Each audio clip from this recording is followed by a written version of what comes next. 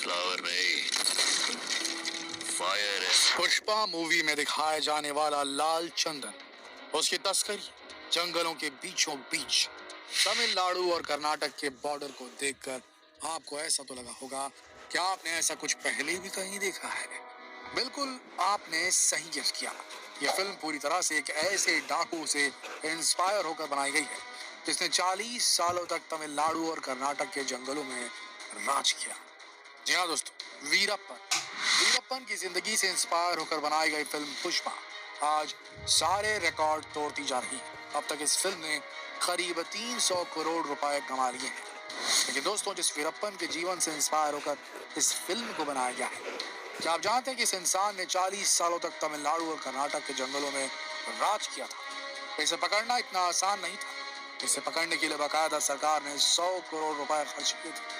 कहा जाता है कि इतना कुख्यात डाकू था कि इसने कन्नड़ के सबसे बड़े फिल्म स्टार राजकुमार को भी किडनैप कर लिया था। आखिर क्या थी इसकी कहानी, आइए जानते हैं। अक्टूबर 2006 देश के सभी मीडिया चैनल से एक ही खबर दिखाई जा रही थी कि दक्षिण भारत का कुख्यात डाकू वीरप्पन एनकाउंटर में मारा गया।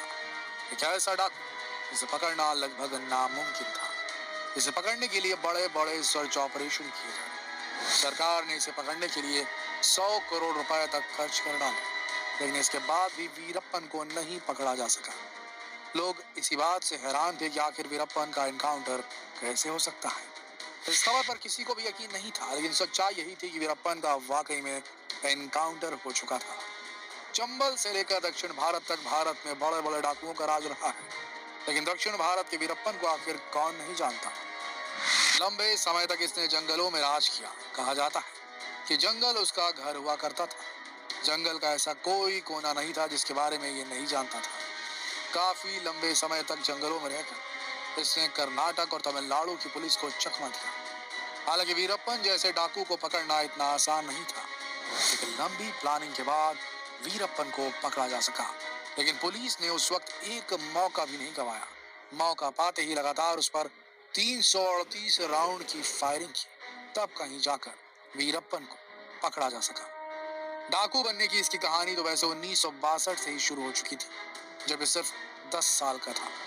10 साल की उम्र में इसने एक तस्कर का कत्ल किया। उसी वक्त फॉरेस्ट विभाग के 3 अफसरों को भी इसने मार गिराया था। वीरप्पन के गांव वालों के मुताबिक वीरप्पन एक बहुत ही गरीब परिवार से ताल्लुक रखता था।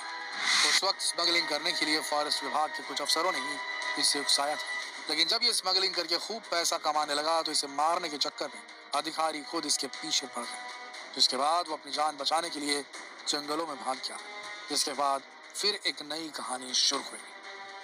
जंगलों में रहते रहते सिर्फ 17 साल की उम्र में इसने पहले हाथी को मारा, जिसके बाद से ये जंगलों में ही पला बढ़ा। जंगलों में रहकर इसने करीब 2000 हाथियों को मारा।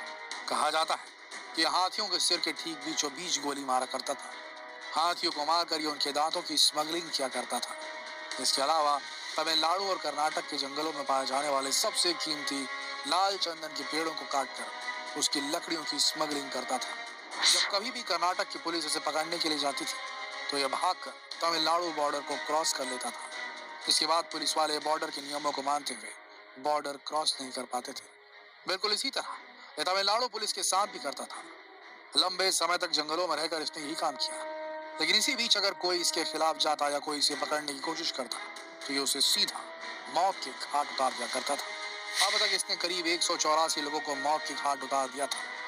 पैसों के लिए बड़े बड़े व्यापारियों का अपहरण करता, फिर उनके परिवार वालों से फिरौती मांगता था। लेकिन इन सब के अलावा कहा जाता है कि वीरप्पन को नाम कमाने का बहुत शौक था, जो चाहता था कि देश का बच्चा बच्चा उसे जाने। इसीलिए उसने एक बार रजनीकांत जैसे बड़े सुपरस्टार को भी किडनैप करने का प्लान बनाया, लेकिन वो इस प्लान में कामयाब नहीं हो सका। लेकिन फिर 1997 में इसी जंगल में एक इंसान की आंख कान पर पट्टी बांधकर उसे घसीटते हुए इन जंगलों में लाया गया। उस व्यक्ति का नाम था राजकुमार, जो कन्नड़ फिल्मों के एक बहुत बड़े सुपरस्टार थे। जैसे ये खबर बड़े बड़े न्यूज चैनलों को लगी कि कन्नड़ फिल्म के मशहूर एक्टर राजकुमार का अपहरण वीरप्पन के द्वारा कर लिया गया, तो लोगों में हड़कंप मच गया। लोग अब वीरप्पन का नाम जानने लगे थे। वीरप्पन की दहशत फैलती जा रही थी। राजकुमार को छोड़ने की एवज में उसने 50 करोड़ रुपए की डिमांड रखी। उसे पकड़ने के लिए स्पेशल टास्क फोर्स बनाई। लंबे समय तक सर्च ऑपरेशन चलता रहा, लेकिन वीरप्पन किसी के हाथ नहीं आया, क्योंकि जिस जंगल में वीरप्पन रहता था उस जंगल को उससे बेहतर और कोई नहीं जानता था। लेकिन वीरप्पन यहाँ पर नहीं रुका। सन 2002 में उसने कर्नाटक के लिए एक मिनिस्टर नागप्पा को किडनैप कर लिया।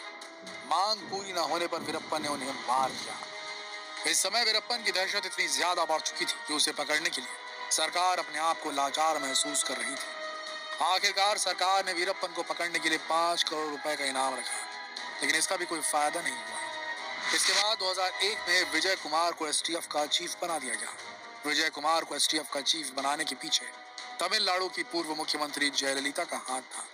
जैसे ही विजय कुमार ने एसटीएफ की कमान संभाली, उन्होंने वीरप्पन की सारी जानकारियां इकट्ठा करना शुरू कर दिया। लेकिन विजय कुमार भी जान चुके थे कि वीरप्पन को पकड़ना इतना आसान नहीं। उसे पकड़ने के लिए एक बेहतरीन प्लानिंग की जरूरत थी। इसके लिए विजय कुमार ने एक तरकीब लगाई। उन्होंने वीरप्पन की गैंग में अपने आदमियों को घुसाने की कोशिश की और वो कामयाब भी हो गए। उनके बहुत सारे आदमी वीरप्पन की गैंग में शामिल हो चुके थे। सबसे हैरत की बात यह है कि पत्तों के चरमराने से जानवरों की आवाज को पहचान लेने वाला वीरप्पन ये नहीं पकड़ पाया कि उसके गैंग में विजय के आदमी घुस चुके थे। वक्त बदलता जा रहा था। वीरप्पन के गैंग में लोग धीरे धीरे कम होने लगे थे। लेकिन इसी बीच विजय कुमार को यह पता चला कि वीरप्पन अपनी बात को पहुंचाने के लिए वीडियो और कैमरे की मदद लेता था। वो अपना वीडियो शूट करवाता था, जिसके बाद जिस तक जो मैसेज पहुंचाना होता था वो इस वीडियो के माध्यम से पहुंचाता था। इसी बीच विजय कुमार के हाथ में वीरप्पन का एक वीडियो लगा। जब उन्होंने इस वीडियो को गौर से देखा तो उन्हें समझ में आ गया कि वीरप्पन की एक आंख में दिक्कत है और हो सकता है कि वो अपनी आंख का इलाज कराने के लिए जल्द ही कुछ न कुछ करेगा। बात बिल्कुल सही निकली।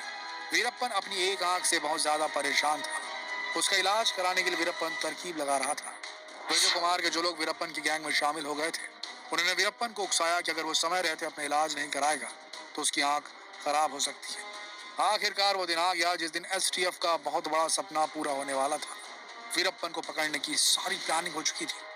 वीरप्पन की गैंग में शामिल हुए विजय कुमार के लोगों ने वीरप्पन से कहा कि सड़क किनारे की एम्बुलेंस आएगी जो उसे हॉस्पिटल ले जाएगी, लेकिन असलियत में कोई एम्बुलेंस नहीं थी, बल्कि पुलिस की गाड़ी थी जिसमें ड्राइवर और वार्डन विजय कुमार के आदमी थे। जब वीरप्पन जंगल से बाहर निकला तो पपीरा पट्टी गांव में उसे वही एम्बुलेंस मिली। वीरप्पन और उसके कुछ साथी उस एम्बुलेंस में बैठ गए। एम्बुलेंस चल पड़ी। थोड़ी दूर जाकर ड्राइवर ने गाड़ी को रोक दिया। इसी बीच ड्राइवर और वार्डन दोनों गाड़ी से निकलकर भाग गए। जहां पर गाड़ी रुकी हुई थी वहां पर ढेर सारे पुलिस वाले छिपे हुए थे। गाड़ी जैसे ही रुकी, पुलिस वालों ने फायरिंग शुरू कर दी। करीब 338 राउंड की फायरिंग की गई, लेकिन इन 338 राउंड की फायरिंग में वीरप्पन को सिर्फ 2 ही गोलियां लगी। इस घटना के बाद हर कोई हैरान था कि वीरप्पन का एनकाउंटर नहीं हो सकता। कई लोगों ने कहा कि पुलिस ने उसे जिंदा पकड़ने की कोशिश भी नहीं की, लेकिन इंक्वायरी में पता चला कि पुलिस वालों ने वीरप्पन को चेतावनी दी थी। लेकिन इसी बीच उसने गोलियां चलाना शुरू कर दिया, जिसका जवाब देते हुए पुलिस वालों को फायरिंग करनी पड़ी। तो इस ऑपरेशन के खत्म होने के बाद विजय कुमार ने वीरप्पन के ऊपर एक किताब भी लिखी जिसका नाम था वीरप्पन चेजिंग द ब्रिगेड। इस किताब में उन्होंने बताया कि उन्होंने किस तरह से वीरप्पन को पकड़ा। दोस्तों, ये था दक्षिण भारत का कुख्यात डाकू वीरप्पन, और आज उसी की कहानी से प्रेरित होकर पुष्पा मूवी को बनाया गया है, जो आज के समय एक बहुत बड़ी ब्लॉकबस्टर फिल्म साबित हो रही है। अगर आपने इस फिल्म को अभी तक नहीं देखा तो इसे जरूर देखिएगा।